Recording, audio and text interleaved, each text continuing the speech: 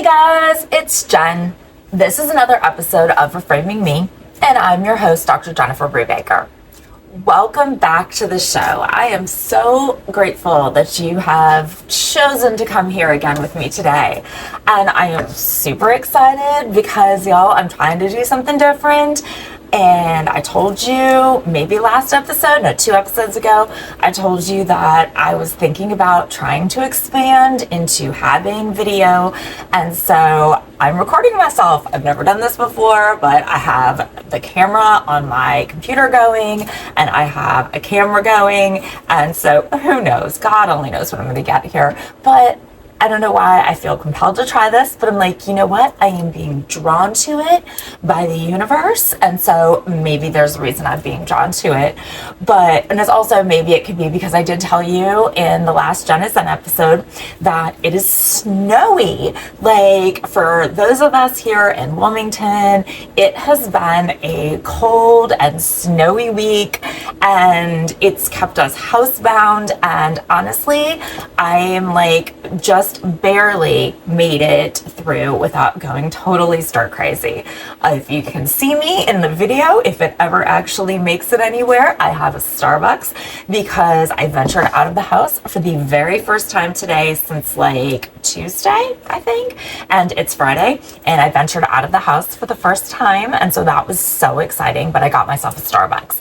Now, you know, snow days, they are such an anomaly here that I think that I wasn't anticipating it to impact me the way that it did, because this week it's like we haven't had a snow day in forever. Okay, in the past, I think that weather days have always been like the most fun. All right, we love hurricane days around here. I mean, especially the ones that don't have like strong, like destructive hurricanes, but like the ones that, oh wait, that didn't end up being anything, but we still were like all cocooned off and all together. And we have had ice storms in the past, and sometimes we'll get lots of rain, and so everything will get canceled. And so it's kind of nice to have those weather days, and we look at them as kind of this like magical pause in our family, like where we're just kind of cocooned off from the world. And so that's kind of how I've always seen these weather events, these weather days. But this time it was different. So we went on Monday. We drove down to Atlanta. So it's like a 6-hour drive from us. So it's just far enough to be far, but manageable. So the 5 of us, we drove down to Atlanta because we went to the college football national championship game because our Ohio State Buckeyes played in it. And, you know, Tig and I both went to Ohio State. And so we're all super big Ohio State fans. And so it's kind of like, especially football, it's the thing that we all share, the thing that we all have in common. And so it was a no-brainer that we were making it down there for this game. And so it was super fun, but there was the storm coming. So we had the snowstorm coming. So we hurried to get back to Wilmington, and we did. We made it perfectly. We made it back just in time. Like, we watched videos later in the evening of like Atlanta getting pounded by snow and like the whole route home getting pounded by snow. And then of course, you know, we did. And so it was like we made it just in the nick of time. But as we were driving home, I had the realization that I'm like, gosh, I don't know if Tobias is going to stay at home. Like, he's probably going to go back to campus. And so my instinct at first was to say something along the lines of, you know, are you going to stay at home? Are you going back to campus? But then I'm like, well, gosh, I don't want to make him feel guilty if he's going back, but I also don't want him to go back. Like, this is, I just kind of assumed, I guess I really didn't think about it, that he would be hurrying back to like school, like to his friends, to his roommate, to his dorm, to where he realistically is supposed to be on a Tuesday afternoon, Tuesday evening. So instead of asking, I just like didn't say anything. And I kept thinking about it repeatedly on the ride home. But it was more like I was afraid of asking him because I kind of knew what his response was going to be, and I didn't want to make him say it because I know what kind of kid he is, and I know that he would feel bad for not coming home, not being at home, and I didn't want him to feel bad.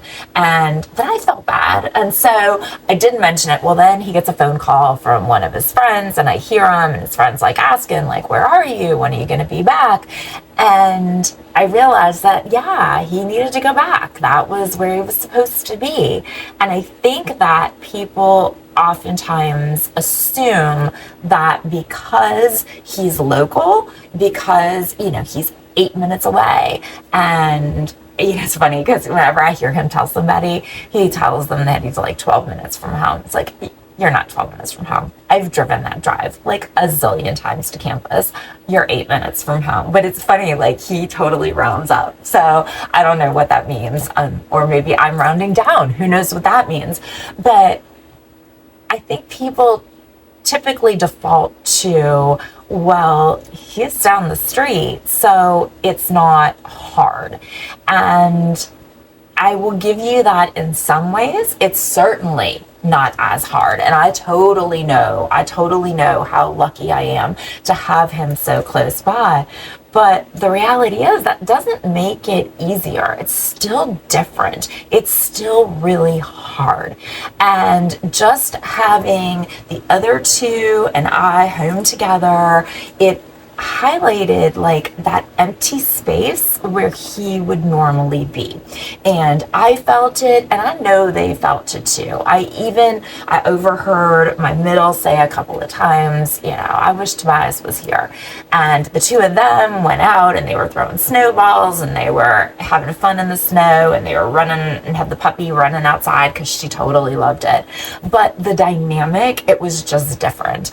And I couldn't help feel his absence much more deeply than I have in all of these months, which is weird. And I don't really know why that is, that I felt it so much more. Maybe it's, when he's typically not home, we're all in and out of the house. There's, the kids are gone at school and then my middle comes home earlier and then they're at practices and I'm in and out and everybody's just kind of moving around.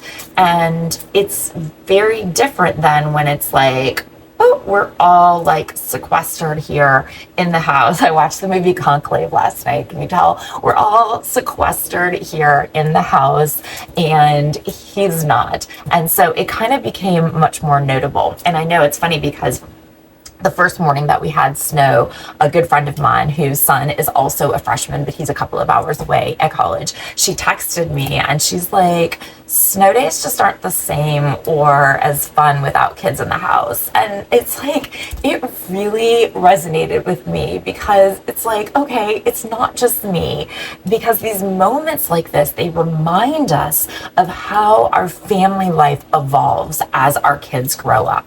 And, it's bittersweet, isn't it? It's like you miss them being around, but you also know that being where they are, whether it's like in college or they're then off working or they're pursuing their own journeys, it's exactly where they need to be. And I could have asked Tobias to come home. I could have asked him just to come home with us. I could have said, oh, we're going to have so much fun, or, oh, it'll be like the old days, or whatever. But I know that he was supposed to be on campus. I know that he was supposed to be making memories with his friends and with his roommate and with the girl that he's talking to. And it's like, I know that that's what it's supposed to be. And so it would have been totally selfish of me to try to make him feel guilty for not being here where he's not supposed to be. And even though I know this in my head, it's okay, and I'm saying this to myself, but maybe this is you too, but I'm totally telling myself, it's okay to feel the loss of those days when we were all together the way that we were. And it's okay to miss those moments. And, it made it then, once the others were doing schoolwork at the kitchen table, it became much more poignant to me because it made me think back to the COVID year. And that was a time when everybody was there. We were all there. Everything was paused. We were all together in a way that we hadn't been since before they went off to school. And snow days this week reminded me of that time. And, maybe that's why it felt a little bit heavier on my heart. And, my husband, he doesn't feel the same. He doesn't have that same sense of loss. And it's, a couple of reasons. First of all, his job kind of keeps him out a lot more, even during those times when the rest of the world is kind of, shut off. He is like I don't want to say first responder. Well, I guess it's kind of what he is. But, he tends to work through hurricane stuff. He worked through COVID. He worked through snowstorms. His business doesn't stop. And so he's not around the way that I'm around. And it's not that he doesn't love or miss Tobias, but his life and his daily rhythms are just not as intertwined with the kids as mine are. And so, I think that that's a dynamic that many moms can relate to. And I think that that's one of the reasons that many of us tend to feel these shifts much more severely, because so much of our lives have been built around our kids and their schedules and their needs and just feeling their presence. And so I thought today that we could have a conversation to make me feel better. But we could actually, it's funny because he did come home today and he popped in. And actually, it's funny because I didn't know it was a pop-in. So that was interesting too, because he came home and it was like, yay, the roads are clear, you can drive. And, he drove home and he was here, and I had a meeting. And so I was in a Zoom meeting, and it was just nice having him here. And then a couple of their friends came over, and so it was just nice having everybody around. And then it was like, okay, I'm gonna head back to campus now before it gets dark. And I'm like, what? Wait, what? You're heading back? Where are you going? Why are you going? I wanted to say that, but the reality is I didn't want to make him feel bad. If he had planned on going back to campus, he planned on going back to campus. And I am trying to let him, not that I'm letting him, but I'm trying to emotionally let him, I think is a good way, to try to not guilt him and remove that idea of guilt from it. And so I'm trying to let that happen. And so I'm like, oh, okay, I didn't realize you were going back. And he's like, yeah, I'm gonna go back and see what's going on. Maybe I'll come back if there's nothing really going on. And I'm like, okay, well, don't feel like you have to stay there if you don't want to be there, but also don't feel guilty if you don't come home, if you have something else going on. I try to play that way, don't feel bad about whatever. But inside I'm like, oh, he's leaving again. But realistically, it's where he's supposed to be. So I thought that we should have a conversation about, some theory behind understanding these emotional shifts and why we feel them, what they mean for our families. So we're going to kind of revisit a little bit of family systems theory and talk about developmental stage theory, and then that old stability-change relational dialectic. There's a lot of different things that can kind of help us unpack what's happening beneath the surface of my heart and maybe some of y'all's. Now, family systems theory, it teaches us, you may remember, we've talked about it before, that our families are this interconnected social system, that it's constantly functioning with this degree of predictable reality. We know that when one thing happens, another things happen. then something else happens. We know how these daily interactions, how they typically proceed. We know what role each person plays in our system. We know the processes that work. We know the rules that exist. We know all of this, and we all feel each other, that we feel the pull. And I mentioned this before, that like we are all standing around in a circle with bungee cords attached to us, and when one person pulls, the others feel it, because we are this system where everything is interconnected and everything is interdependent, and we each play roles within our system. And like, for example, Tobias has always played the role that many typical older siblings do. He kind of sets the tone for things. He has this sense of leadership and this sense of balance. And there's a dynamic that naturally flows because he knows and everyone else knows his role and our roles in the system.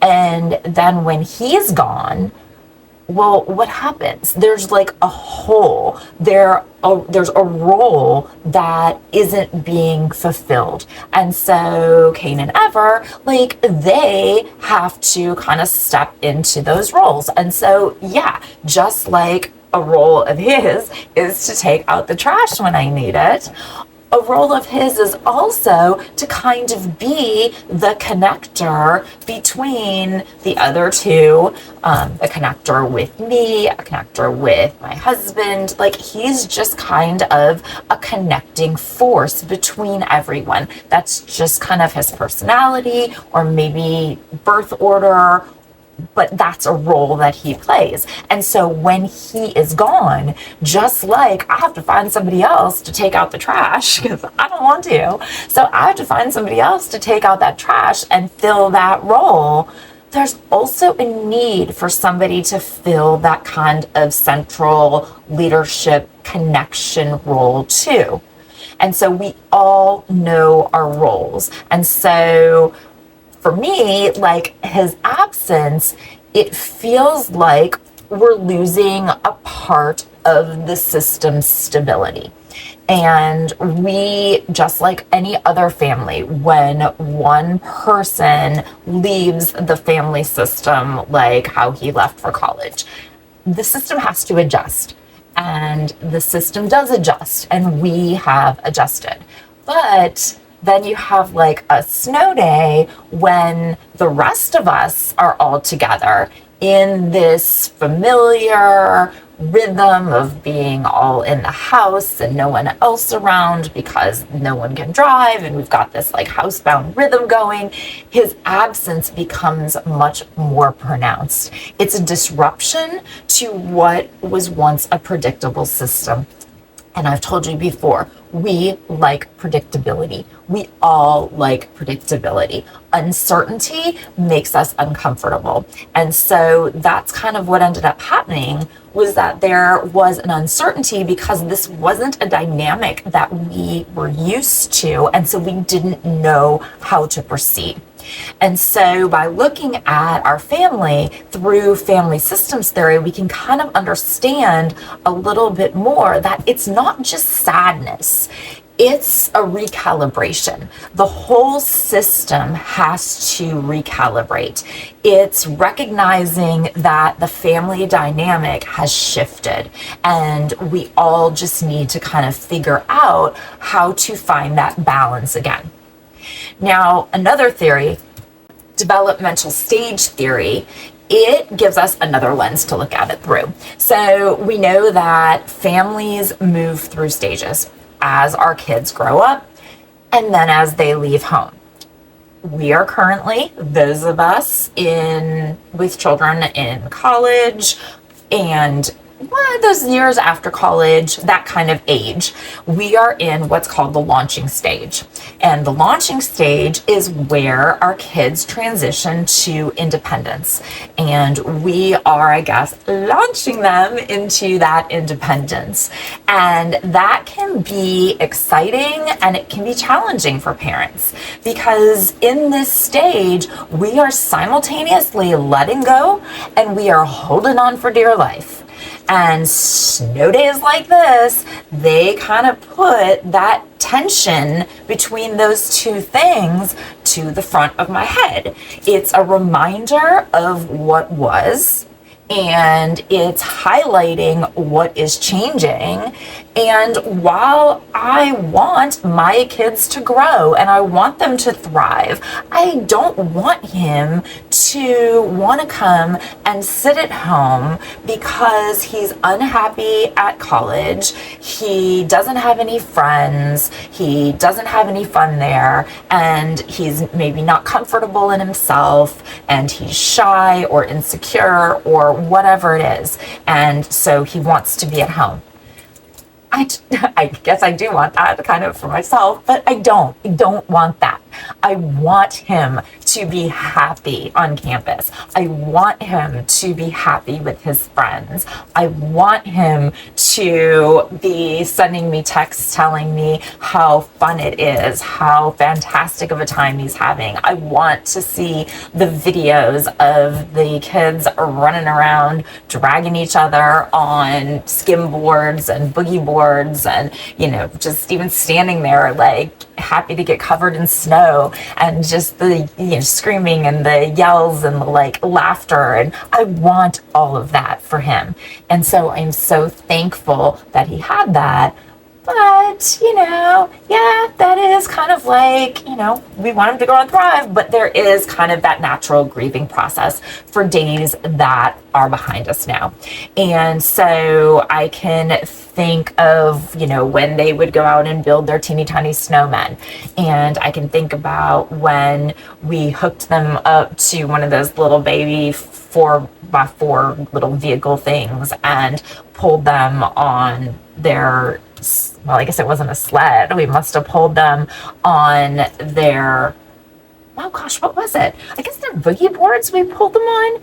And so those are just memories now. And while I wouldn't trade his growth for anything, that doesn't mean there isn't a bittersweetness in watching those moments become memories. Once our kids are thoroughly launched, supposedly gets easier. I don't know. I haven't gotten there yet. I'm telling you what the research tells me. We will see when I shall get there.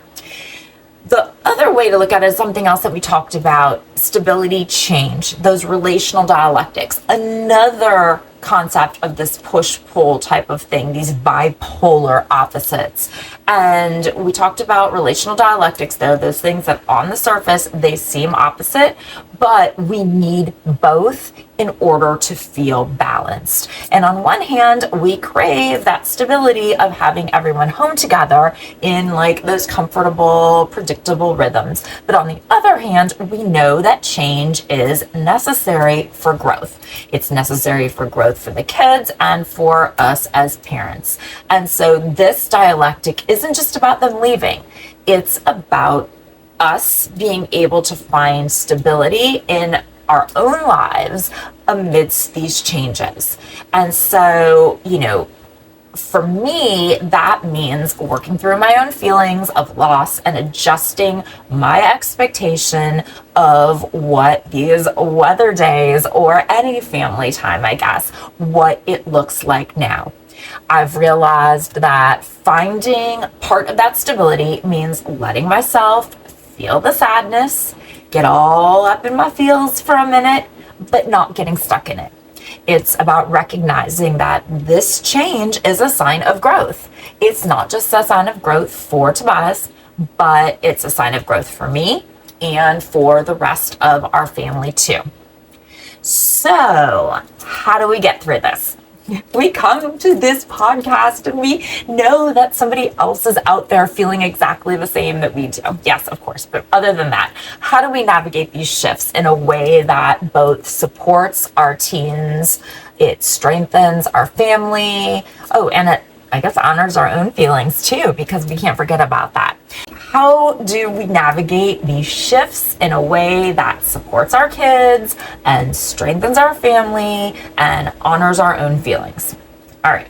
Well, first, we need to remove any degree of guilt from our teens. It's natural to miss them, but it's important not to make them feel guilty for growing up and for pursuing their independence. I do think that I am very good at this. Guilt is very genetically bred into me. I come from a long line of guilt-ridden Irish Catholics, and I am breaking that generational trauma. I have worked very hard to make certain that there is no guilt. And so I do kind of think I've got this one under control. It's important not to make them feel bad. They're doing what they're supposed to be doing. Share your feelings in a way that does let them know that they are loved and they are missed, without adding any pressure to change their plans. Because if you are trying to avoid guilt, there is also that slippage where you're kind of overcompensating a little bit. And when you overcompensate, it almost makes them feel like, yeah, cool, it's good. We don't miss you at all. Like, we're chilling here. We're good. And that doesn't make the situation better either. So you need to find a way to make them know that, yes, you love them. Yes, you miss them. And yes, they are welcome to be at home, at your house, whenever they want to be. But there is no pressure to do what you want them to do. There is no pressure to become 7 again. There's no pressure to change their plans. Number 2, create new traditions. So yeah, maybe our snow days or other family rituals, maybe they feel different now. But we can use it as an opportunity to create new ones. I told you this back at New Year's, that in the past, we always celebrated New Year's together as a family when the kids were little and stuff. Like my husband and I, we didn't go out and celebrate New Year's. We always celebrated it together with the kids, and we always did our little fondue, and we did our little, horns and hats and all of that stuff, the countdown. We did all of that together, and it was super, super fun. But as they got older, I kind of realized that, that's just probably not going to cut it anymore with them. And I wanted to keep a tradition alive. And so now for the last, probably 5 New Years, maybe, now we go up to the mountains and we spend New Year's at the mountains. We still hang out together. We still do a fondue together. My parents and my sister and her family come too. And it's really nice, but we've created a new tradition.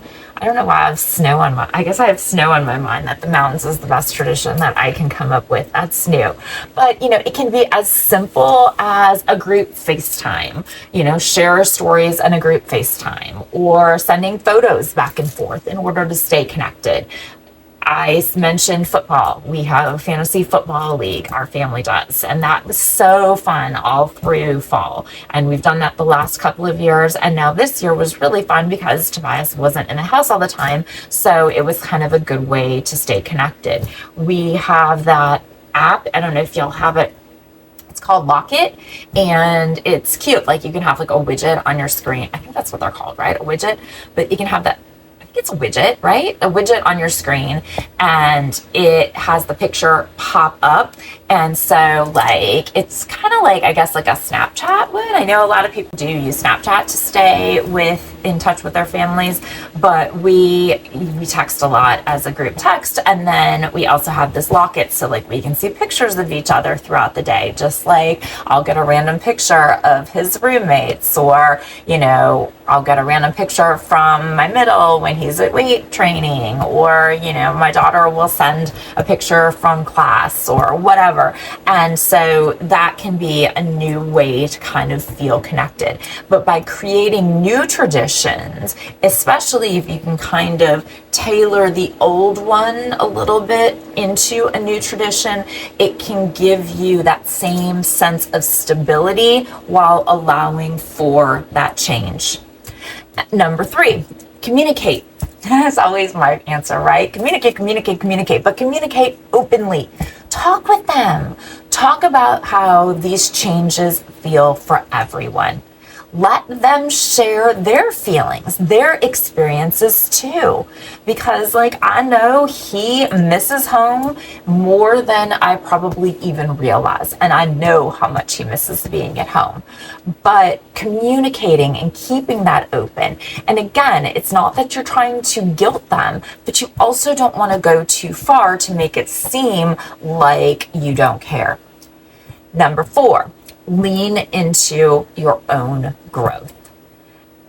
I don't think that I would have even managed as well this week if I hadn't been throwing myself into work, which, by the way, I was so productive this week. Probably related, so that's good. But as our kids grow up and change, it's an opportunity for us. We know this, right? It's an opportunity for us to grow and change too. And so it's good for us to do that reflection on what we want and what do we want life to look like. And if we can put ourselves into our passions and our hobbies or relationships, if we can cultivate ourselves, then it doesn't make it the heartbreak of not having that go away, but it does fill that void with other things that bring us joy. Number 5, acknowledge different experiences. We have to realize that it's okay. Everybody handles things in different ways. And oftentimes our partners don't necessarily feel the shifts the same way that we do, and that's okay.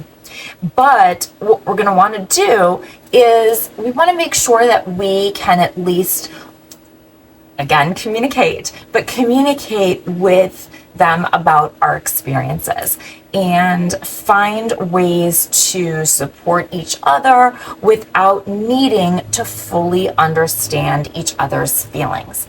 Maybe with our friends, we may not feel the exact same way, but to talk about it just allows us no more than when my friend texted me. We were kind of having different experiences in some ways because she has an only and he's off at school, so she completely had an empty house, whereas I had the other 2 at home. And so I was also kind of, whereas she was looking at it probably more just through the lens of nostalgia or sadness, I couldn't help but feel almost the hurt for my other 2. And I don't want to say, I don't know what the word is, because it wasn't like anger or even irritation, but kind of like almost like, well, why can't you be in 2 different places? So it's like unrealistic, obviously, but I didn't like that. I felt like they didn't have him here, and I know that they wanted him. And so it was a different perspective. It was a different relationship, a different situation, just like my husband and I even have different feelings about things. And that doesn't mean that the others aren't valid. And so having communication about it and supporting other people in their journeys and in their own feelings, we don't need to feel the same way in order to empathize with how they're feeling. Change is hard. There's no two ways about it. It is bittersweet. But it's also an opportunity for us to grow and to redefine what our family is and what family connection looks like. And so these days of sequestering, I can't stop saying that, days of sequestering in because of weather or whatever, they may not look like they used to, but they can still be meaningful in other new ways. And so as we are all here navigating these challenges, we're doing it together. And so let's just give ourselves some grace and some compassion, because this isn't just about letting go of our teens. It's also about finding ourselves again. Thank you so much for being here today and always, and giving me a place to come when I'm feeling a little bit of heaviness on my heart. And it's nice to have friends here to be able to share it with. If you've enjoyed the show or if it's resonated with you, please share it with your friends, because that's how we'll grow our little community. Reach out to me on socials. It's Reframing Me everywhere. And until next time, be well and communicate.